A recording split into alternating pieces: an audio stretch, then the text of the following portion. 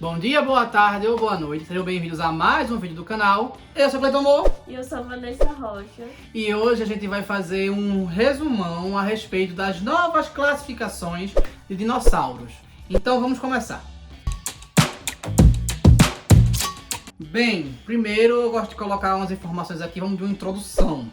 Primeiro de tudo, a questão de estudar dinossauros e classificá-los em grupos é bem variável.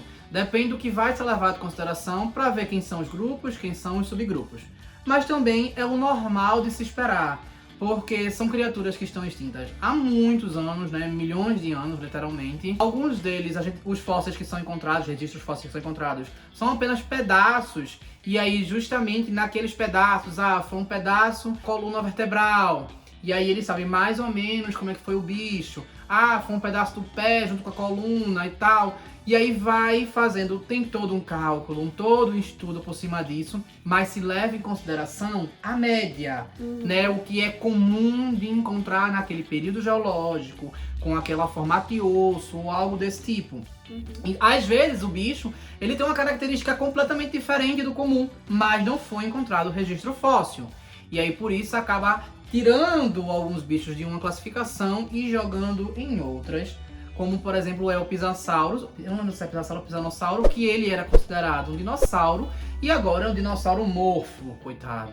Como aconteceu, por exemplo, com o Espinossauro, não para uma reclassificação, mas agora se encontrou mais pedaços de registros fósseis e saíram mais estudos falando que ele mexia a cauda de maneira igual a um crocodilo e tal. E assim tem atualizações. E às vezes essas atualizações são muito especiais e acabam marcando de forma diferente. O resumo mais aceito, vamos dizer assim, é o que é dividido em Sauríschia e Ornitisquia, né? Aonde os saurísquios são inclusos os saurópodes e os terópodes, e os ornitísquicos, galera.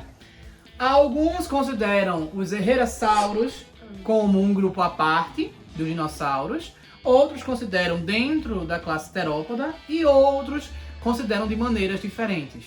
Existe uma lógica que fala que, por exemplo, se formos classificar de acordo com as semelhanças das aves, se coloca os ornitísquios junto com os terópodes. Por quê?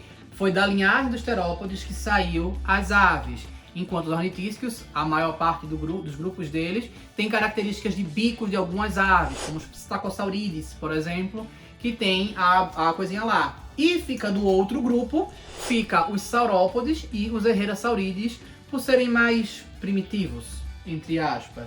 Só que essa classificação não é a atual que aceita e a gente vai trazer. Aqui atualmente, pelo menos até o presente momento, o dia de hoje, está sendo aceita, tá? Lembrando que cada um dos grupos que a gente vai falar tem dezenas de subgrupos dentro.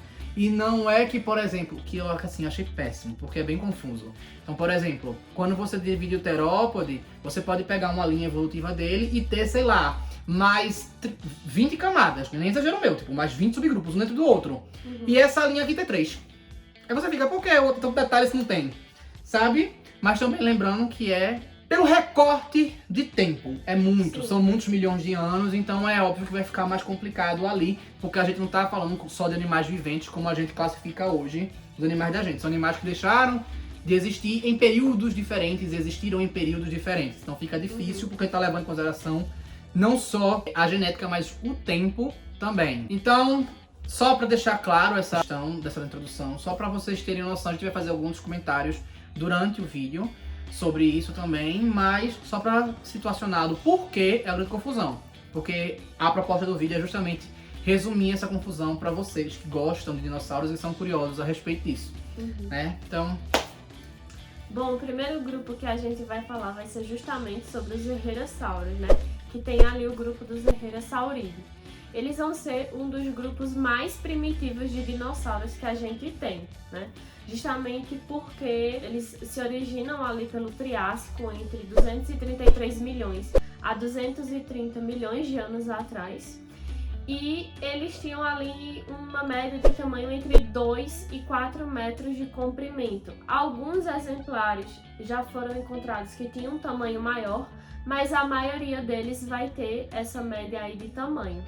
eles tinham vários traços primitivos, que é por conta disso que ocorre essa confusão de não saber muito bem onde se colocar eles, se eles são um grupo à parte ou se eles são dinossauros ainda primitivos, precursores dos saurópodes ou se são dos terópodes. E se a gente levar em consideração até questões temporais, até, vamos dizer assim, ele brinca com o dinossauромorfo, né? Ele tá ali pro dinossauромorfo, já quase dinossauромorfo, aquela conversa ali pelo tempo também, né? Porque, enfim. Exatamente. Mas aí eles vão ter essas características primitivas, mas já são considerados dinossauros, enquanto que os dinossauros não são um quase dinossauro, né? Então, como brinca esse pro Sater, né? A diferença é mínima. Exatamente, Mas existe. existe. E eles tinham, assim, algumas dessas características primitivas eram ter os 5 metacarpos, né, que eles tinham, que é uma característica bem antiga. Eles tinham os 3 dedos alongados, que eram funcionais, que lembra muito as mãos dos terópodes. Por isso que alguns autores consideram que eles são terópodes primitivos justamente por terem essas características e essas semelhanças com os primeiros terópodes. Inclusive, eu acho que deveria se fazer as classificações dentro de períodos geológicos. Pra facilitar, pra dificultar menos. Tipo, dentro do Triássico, como a gente pode classificar? Isso, é essa classe, é esse grupo, é dessa forma que se divide. A classe dinossáurea, ela é dividida como no Triássico, dessa forma. Aí no Jurássico, ela divide qual forma? Dessa forma. Dali, porque assim, já são milhões de anos de diferença de uma pra outra, já é bem gigante a diferença. Então, eu acho que se separar assim já teria enredo suficiente. Eu sei que no Cretáceo não deixaria tão diferente, porque foi o período que mais teve biodiversidade, né? Então, assim, pra encaixar todo mundo num grupo, vai ter muito grupo do meu jeito. Mas pelo menos exclui aqueles que ficaram no Jurássico e no Triássico. Eu não sei se isso é muito funcional, porque, tipo, a evolução vai seguindo as ramificações. Você Sim, mas separar por período geológico.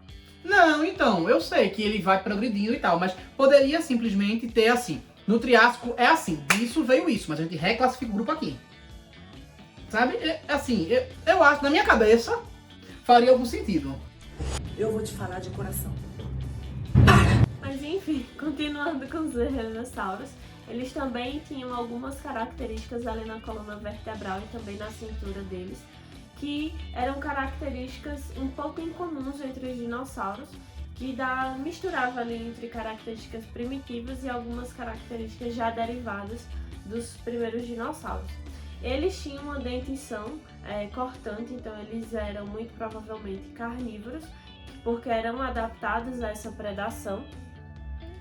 E a maioria dos fósseis que a gente tem de herrerassauros vem da formação Ischigualasto, na Argentina, né? Que é uma formação bem importante, bem conhecida, porque lá tem muitos, mas muitos mesmo, dos fósseis dos primeiros dinossauros que a gente tem conhecimento, vem da formação Ischigualasto, na Argentina.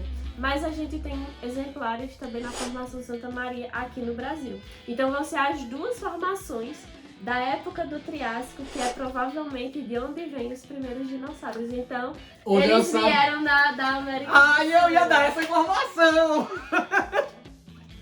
Era essa informação do dinossauro que eu queria dar. Os dinossauros são nossos. Exato, os dinossauros. Inclusive, eu tava falando isso no trabalho esses dias, que os dinossauros, vamos assim, os donos do dinossauro, né? A origem é entre Brasil e Argentina. Pelo menos até onde se prova o contrário. No mínimo, é América do Sul. Mas os registros, eles oscilam entre Brasil e Argentina. Exatamente. Inclusive, se fala que foi justamente nesse lugar, na época do Triássico, que o dinossauromorfo evoluiu para o dinossauro. Ou seja, teve mutação acumulada o suficiente para torná-lo uma espécie diferente. Foi entre o Brasil e a Argentina. Isso é para dar um título. Dividimos então, com os nossos irmãos. Os primeiros dinossauros, os dinossauros e tipo todos os fósseis mais antigos de dinossauro que a gente tem, todos vêm ou de Ischigualasto ou da formação Santa Maria. E mais uma vez a frase que eu falo nos vídeos de fruta: de nada mundo pela América do Sul.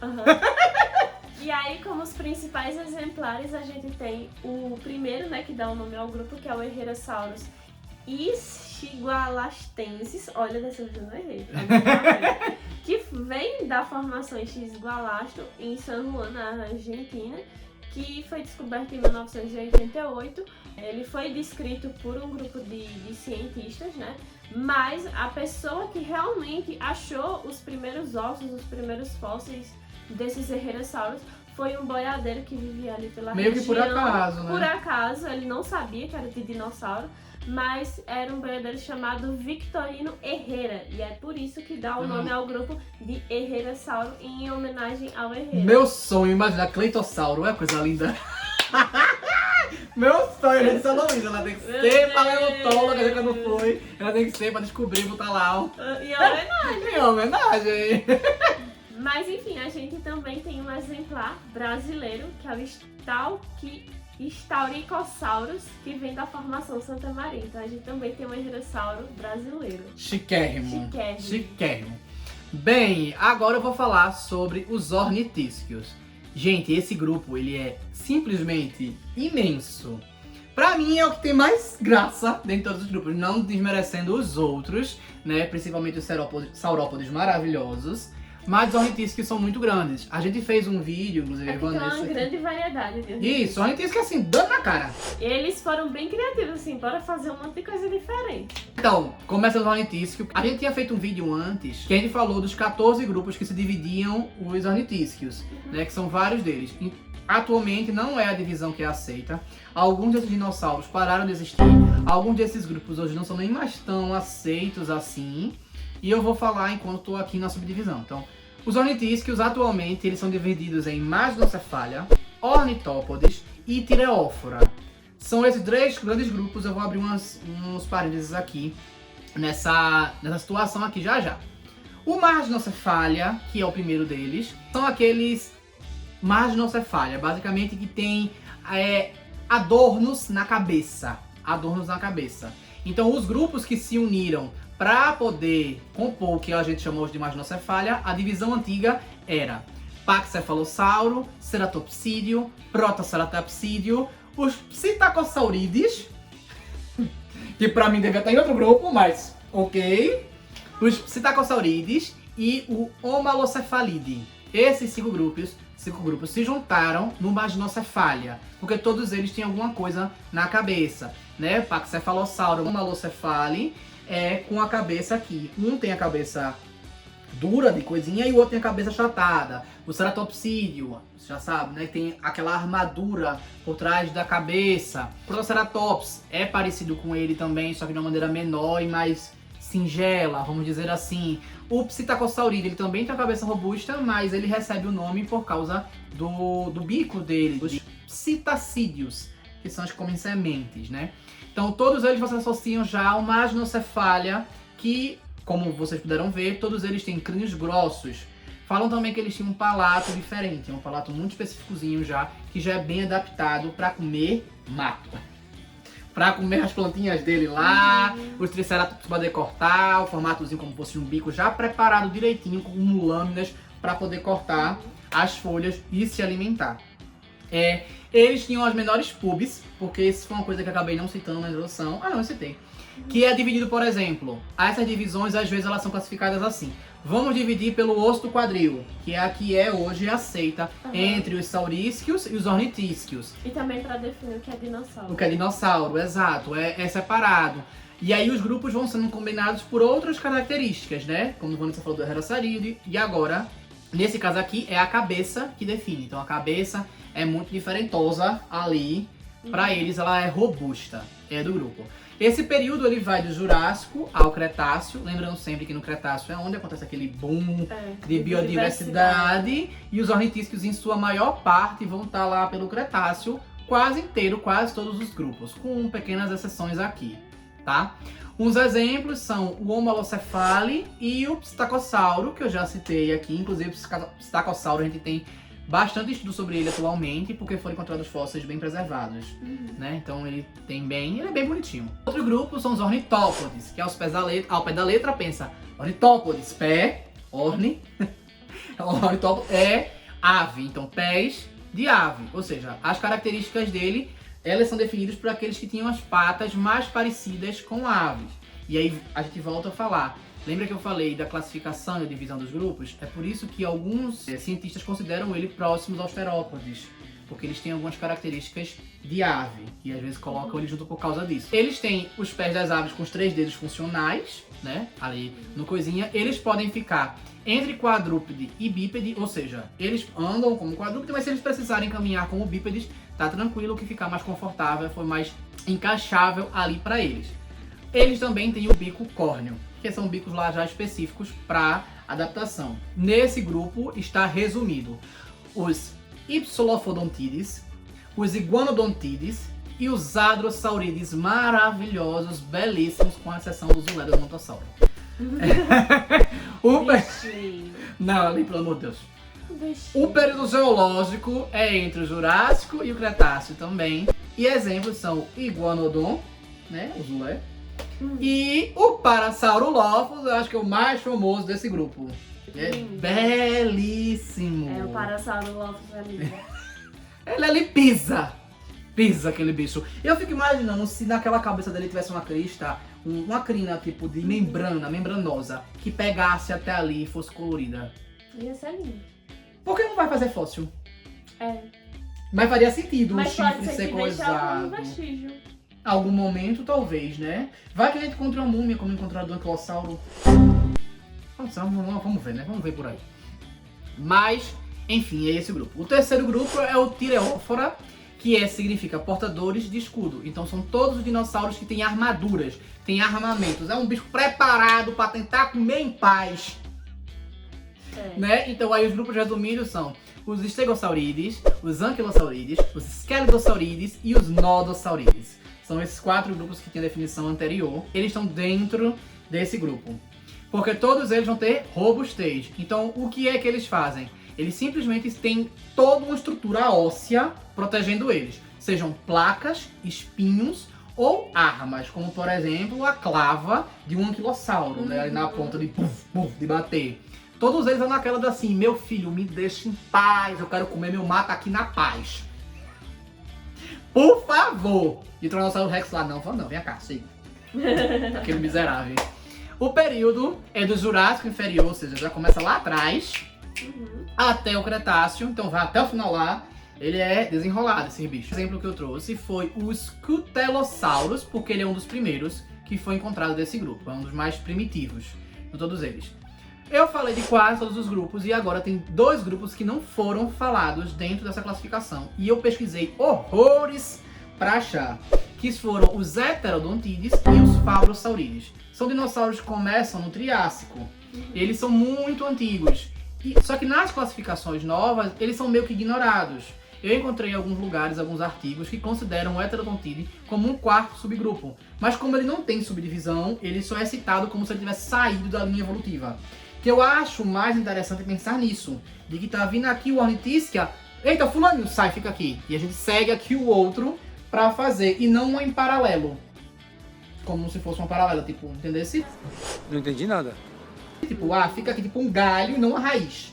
Tá entendendo? Tipo, fica aqui no canto, eita, fica assim ainda pra trás. Esse daqui Ele pode ter sido uma ramificação do ancestral dos ornitistas. é uma coisa desse tipo, tá entendendo? Eu gosto de classificar, de pensar nessa forma, tá entendendo? E aí ele é ornitisca por causa disso. E o Fabrosaurid também, como a gente falou no outro vídeo, era praticamente lagartos grandes, bípedes, né? Grandes assim, entre aspas, né? Eles não eram tão grandes, mas tinham uns maiorzinhos, tipo o Lesotossauro, ele era maiorzinho.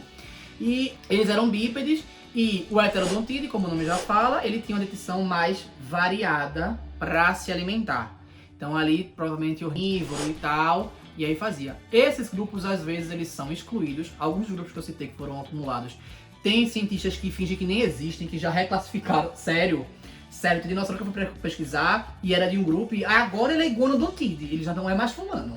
Tipo o Scelidosaurus, se eu não me engano, tem lugar que considera ele Iguanodontide, e não é mais Scelidosauride. Excluíram o grupo. Entendeu? Então, enfim. E aí, a gente fica naquele questionamento. O que é, o que não é, como é que funciona, enfim. Bom, então o grupo dos saurópodes, né, que tem os queridos saurópodes que eu amo e acho eles incríveis, né, são aqueles dinossauros super famosos que tem aqueles pescoços enormes, né, que eles se esticavam para comer e tudo mais, que eram bem gigantescos assim. E eles realmente tinham essas características de ter esse pescoço muito comprido, de ter uma cabeça um pouco menor, mas também de ter um rabo uma cauda, na verdade, muito comprida. Eram quadrúpedes, tinham essas patas mais retas, mais altas também, e tinham esses dedos mais curtos, que lembram um pouco as patas, né, dos elefantes. Muito. Eles eram herbívoros, né? Eles ficavam lá só de boinha, comendo seu matinho, esticando o pescoço, igual um guincho, assim, indo de uma árvore para outra. Eles passavam muito tempo parados, só realmente mexendo o pescoço como se fosse um guincho ali nas árvores mais altas. E uma curiosidade assim dos saurópodes é que muitos deles não tinham dentes apropriados para mastigação. Então muitas vezes eles engoliam essa matéria orgânica junto com algumas pedras, porque aí dentro do estômago essas pedras iam ali remexendo. Mas também era uma queda aí tanto da pedra, né? Com Até certeza. chegar no estômago. Era uma queda. Mas enfim, essas pedras facilitavam tanto a fermentação como a digestão desse alimento. Então elas faziam Uma quebra o mais papel grotesca. que os dentes não conseguiam fazer. Entende porque alguns cientistas colocam ele junto com esse Herasauride? Porque essa parte da digestão, por exemplo, é um negócio bem primitivo. É uma adaptação bem primitiva. Então, tipo, estaria perto dos Herasaurides. Faria algum sentido estar dividindo com os Herasaurides. Exatamente. E aí a gente tem alguns grupos que a gente pode dividir os saurópodes. O primeiro grupo que eu vou falar vai ser dos prosaurópodes, que não é exatamente um grupo dentro dos saurópodes, mas sim um grupo que foi precursor dos saurópodes, né? Então foram os ancestrais dos saurópodes, o grupo que deu origem a eles. Então eles surgem ali pelo final do Triássico, onde muitos desses fósseis são encontrados em X-Golasto, na Argentina. Também já eram herbívoros, tinham esse pescoço já mais comprido e eles ficavam ali no tamanho entre um cachorro e uma girafa. Só que o cachorro com uma girafa tem tamanho diferente demais. Então, eles tinham uma grande variação. Então, assim, essa variação enorme ali, né, de tamanho. Eles andavam tanto de 2 como de 4 patas e eles preferiam a posição bípede na hora de correr, tá? Então tinham já essas características aí já um pouco mais primitivas, mas que tava ali. Mas aí que avançando. torna eles ainda mais próximos do Herrerasauro e também um pouco do Terópode. Já Não é torna. porque ali as linhagens Eu ainda acho estão que se ele torna. Eu acho dividindo. que ele torna ele mais perto ainda do Herrerasauro. Talvez, né? Então, durante o início ali do Jurássico, esse grupo deu origem aos saurópodes. Aí ganhou o mundo! E aí se tornou o maior grupo de animais terrestres que já existiu. E aí os principais exemplos, né, de prosaurópodes, a gente tem o Buriolestes, que foi encontrado na formação Santa Maria aqui no Brasil, então mais um brasileiro. E a gente tem o Riojasaurus, que vem da formação X-Golasto na Argentina. Aí agora vem os saurópodes originais. E aí, os Quer dizer, grupos de saurópodes realmente, propriamente dito, a gente tem os Macronaria, os Diplodocoidea. É um pouquinho difícil de falar o nome, mas enfim. Dentro dos Macronaria, eles é um grupo que veio ali desde o Jurássico até o Cretáceo. porque o Jurássico é o período deles. Exatamente, eles surgem no Jurássico, né, e acaba ali no fim no E Cretáceo. eles eram donos, né? Quer queira, quer não, tinha carnívoro ali que mandasse, não. Era Com certeza. deles o Jurássico. Exatamente. O Jurássico foi realmente ali a era em que os saurópodes dominaram. Talvez pela pressão do saurópode no ambiente é que desenvolveu o Tiranossauro. Talvez. A linha dos Tiranossaurídeos, né? Com certeza. Então, o nome Macronaria vem justamente porque eles tinham narinas grandes, né, por conta das aberturas das fossas nasais que tinham no alto da cabeça deles, né? E os Macronaria, eles vão se dividir em 2 grupos principais, os Camarasauridae e os Tiranossauriformes. Titanossauriformes, tu falasse tirano. É verdade. Tudo influiado. Volta. Fernando vai cortar essa parte aí. Eu não sou obrigada a nada, a nada. É que é muito parecido. É literalmente uma letra diferente. Camarassauros, eles têm esse nome por conta das câmaras de ar que eles tinham entre as vértebras para poder ali ajudar a aliviar o peso. E o pescoço. Exatamente, para eles poderem assim se mover, porque eles eram muito grandes, se eles fossem muito pesados, eles não iam conseguir se mover. Então eles tinham câmaras de ar dentro dessas vértebras para facilitar isso, né? E eles foram um grupo que viveram ali durante principalmente o Jurássico. Já os titanossauroformes, né? Eles viveram tanto no Jurássico como no Cretáceo. E a gente tem como exemplo o famoso Brachiosauro. Neném, é lindo. Que viveu ali durante o Jurássico. E o grupo dos titanossauros, que aí entram vários. Pataglotita, tem o Argentinossauros, tem vários outros, que é o grupo dos maiores saurópodes que já viveram. Que tava onde? Na América do Sul! Olha aí, de nada mundo! Mais uma vez na América do Sul. O Pataglotita maiorus atualmente é o maior já descoberto dinossauro até então. E Pelo menos na pesquisa que eu fiz, sexta, caso ontem. Eu lembro de ter um outro, que era o maior. Pelo que eu pesquisei, ele era o maior. Mas qualquer coisa a gente... Talvez eles estão disputando talvez ali estejam qual é o maior. dividindo. É porque eu não sei falar o nome dele, que é um nome muito... Qual era o nome?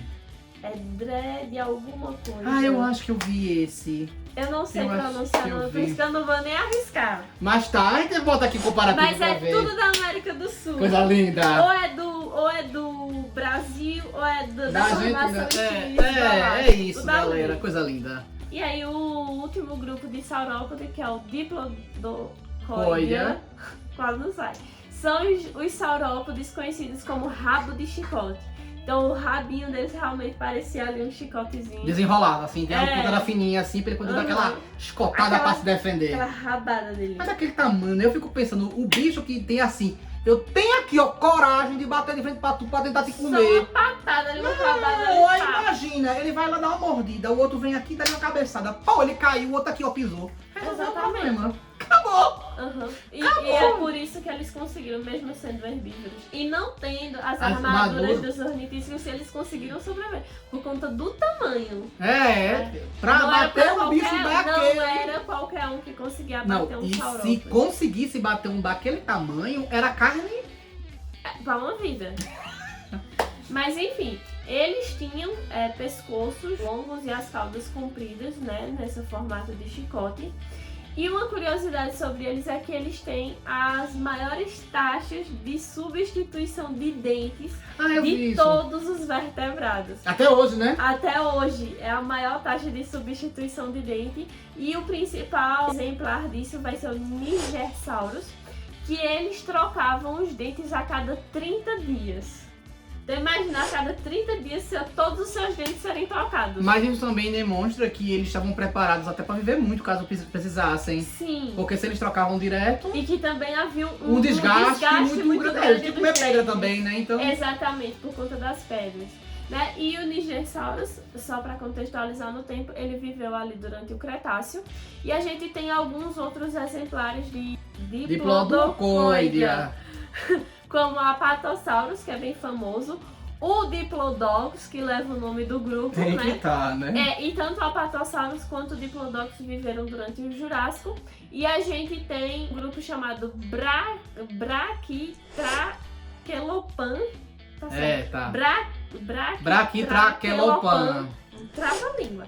Que foi um gênero de saurópodes que tinha um pescoço um pouco mais curto em comparação aos outros, né? E ele também viveu ali na Argentina durante o Jurássico. Eu espero que vocês estejam gostando, então curtam, comentem e compartilhem. Se inscrevam no canal, porque a gente vai pro último grupo agora, que são os terópodes. Eu sei que o vídeo tá longo, mas não tinha como! Acredite, a gente tá trazendo o resumo do resumo do resumo do resumo. E os terópodes, né? Só pra gente...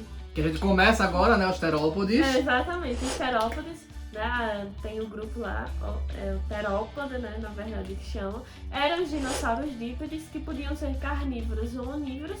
E, né, a gente... Mas se sabe de terópodes também que eram herbívoros. Mas aí é um pouquinho, tem dois! Tem dois.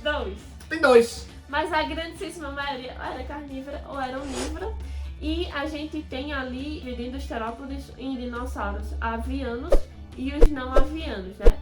Porque as aves, né, como todos nós já sabemos, são dinossauros. E vieram no grupo Paráveis, papapá, papapá. Tem todo um subgrupo até chegar nelas.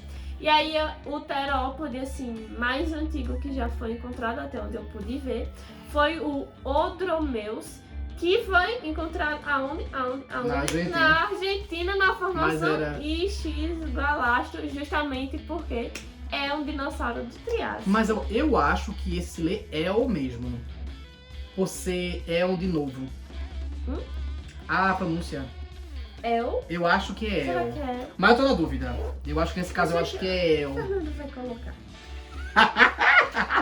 E aí vocês decidem como se pronuncia. E o primeiro grupo ali de terópodes vai ser o grupo Ceratosauria, né, que vai incluir todos os terópodes que compartilham um ancestral em comum com os cetarossauros. Ceratossauros. Com os ceratos. Tu falar cetarossauros. É ótimo gravar contigo, é quantidade de nome estranho que sai. Eu tento não pronunciar errado, mas todo vídeo sai com erro. É impressionante. Esse demorou. Porque eu tava tentando não errar. Mas enfim, vai incluir todos os terópodes que compartilham um ancestral em comum com os ceratossauros, mas não com as aves, né? Então vai ser ali realmente os terópodes mais primitivos. Eles viveram durante o Jurássico e também durante o Cretáceo. E os principais fósseis foram encontrados na África e na América do Sul, justamente porque ali na época do Triássico era uma coisa só. Mas também tem exemplares já encontrados na Europa e na América do Norte, porque nessa época ainda era Pangeia, né? Lá no Triássico. Ele vai ser um dos grupos mais primitivos de terópodes, como eu já falei. Vão ter os 4 dígitos nas mãos e outras características de dinossauros que são mais antigas. Eles vão ter crânios já bem robustos e braços mais curtos. O bracinho ali. Eles tinham ali uma média de 2 a 9 metros de comprimento. E os exemplares mais famosos de ceratossauros que a gente tem vai ser justamente o Ceratossauros, né, que leva o nome do grupo, que foi encontrado na formação Morrison, nos Estados Unidos, lá durante o Jurássico. A gente também tem o Abelisaurus, que foi encontrado na Patagônia, na Argentina, e ele é um dinossauro já do Cretáceo. E a gente tem o Carnotaurus. Aqui, ó. Foi encontrado na formação La Colônia, na Argentina, que também é um dinossauro do Cretáceo. Oh, neném, ele é tão fofinho. Eu não queria ver ele pessoalmente, não, mas assim. Eu queria ver todos pessoalmente. Mas se a gente pudesse voltar no tempo, era o Cretáceo que a gente escolhia. Se tivesse como voltar, né? O grupo que sobrou aqui nessa divisão, né, do Ceratossauria, foi os Tetanura. Pelos nomes eu vi escrito em japonês, então deve ser certo porque eles escrevem foneticamente, né? Então, Tetanura, que é basicamente todo o resto de terópode, que nesse caso aqui, esse grupo, ele vai aglomerar todo o resto do que Vanessa não falou. Então, os tiranossaurides, tem muito dinossauro que vem aqui, até as paráveis vão entrando aqui. Mas, minha gente, vai botar uma imagem aqui na tela, a subdivisão é infinita quase. É tipo, 1 vira 2, que esse daqui vira 2, aqui vira 3. Desses 3, cada 3 vira 3, 3, 3, 3, até chegar lá embaixo. É uma ramificação realmente enorme. E aí você escolhe pra onde você vai enveredar. Então, basicamente, aqui eu não vou me atentar tanto a eles. O resumo dele, basicamente, é que o próprio nome, ele já significa cauda rígida. Então, já foram aqueles que usavam a cauda pra fazer o balanço, pra poder ter o controle, o equilíbrio, poder correr mais, poder fazer. E aí a gente começa já... Como você vê, é uma definição muito primitiva. Então, realmente, para esse grupo, são grupos muito específicos. Ele tinha que ter muita coisa dentro, justamente por causa disso. Ele também tinha os pés de 3 dedos, assim como os ornitópodes, né? Ali bem perto, ali, 3 funcionais, tá? Tem uns que tinham um bigulhinho aqui assim pra fora, assim, o resquíciozinho. Mas é normalmente ali os 3 dedos funcionais, né? Pra poder fazer uma corrida, ter estabilidade, já uma coisa já bem perto da ave e tal, mais uma vez. Tinha uma abertura no crânio atrás da narina também, que assim, dependendo da espécie, via pra coisa diferente, normalmente troca térmica e tal, aquelas coisas todas. Mas, inclusive, no caso do Tiranossauro Rex, recentemente descoberto aqui, né? Pra poder fazer aquela troca térmica lá com gordura e tal. O período geológico deles é basicamente do Triássico Superior. Então já foi ali que o grupo subdividiu, como a Vanessa falou, ali de alguns já vem do Triássico mesmo. Então provavelmente já foi quando separou algumas características que vêm dessa coisinha. Ah, que isso aqui tem estruturas mais carregadas de adereços, né? Como o Carnotauro, que tem aquela parte latina e tal, tudo mais. E os outros, eles já foram apelando para outro tipo de estrutura. Só que aí esse tipo de estrutura só foi a cauda. Eu ainda acho que esse grupo merecia ter uma reclassificação e um reajuste para poder organizar de forma melhor. Porque eu acho que essa separação é muito simplista, né? De um ali pro outro. E basicamente, alguns exemplos deles são a Aveterópoda, Aveterópodas, que aí a gente pode citar o Alossauro e o Celurossauros como parte desse grupo. Mas como eu falei, esse grupo ele é muito extenso e eu vou botar outros exemplos aqui na tela porque são inúmeros e vai seguindo, vai seguindo, vai seguindo, vai seguindo. E, bem, é isso. Eu sei que o vídeo ficou imenso, gigantesco. Eu tentei resumir o máximo que deu, tentamos, na verdade. Né? Mas a gente gosta demais de dinossauro. Não, e não é só isso, né? Também a gente tem que dar os avisos, tem que dar pra poder... São muitos pormenores. Não, daqui um mês isso aqui tudo muda. Daqui, chegar em janeiro, eu vou assim, ai, cansei, vamos fazer outra coisa aqui, vamos reclassificar. E um cabaré, pra mim deve ter uma reunião global, fazer uma videochamada com todo mundo assim, ó, todos os paleontólogos famosos, ó, vamos sentar que a gente só levanta dessa cadeira quando a gente decidir o que vai fazer da vida. Porque, enfim, eu espero que tenham gostado, então curtam, comentem, compartilhem, se inscrevam no canal e se não sabem o que escrever, escrevam. Fala o nome do dinossauro pra botar aqui na hashtag. Ai, eu não sei escrever. Ai, Velociraptor, e é isso, valeu.